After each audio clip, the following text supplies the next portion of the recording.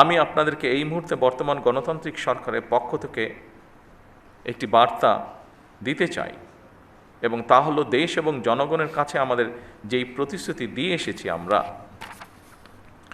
এসব স্রেফ রাজনৈতিক প্রতিশ্রুতি নয়, বরং জনগণের সঙ্গে করা আমাদের চুক্তি।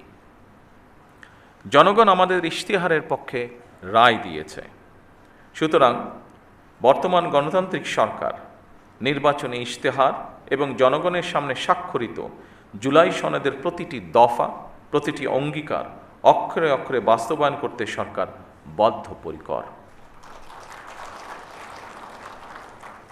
আমি আশা করি আপনারা আপনাদের মেধা ও যোগ্যতা দিয়ে জনগণের কাছে দেওয়া সরকারের প্রতিটি প্রতিশ্রুতি দক্ষতার সঙ্গে বাস্তবায়ন করতে ভূমিকা রাখবেন। জনগণ আমাদের উপর যে আস্থা রেখেছে, সেই আস্থার মর্যাদা রক্ষা করতে হলে প্রতিটি ক্ষেত্রে স্বচ্ছতা, জবাবদিহিতা এবং নৈতিকতার দৃঢ় চর্চা নিশ্চিত করা প্রয়োজন।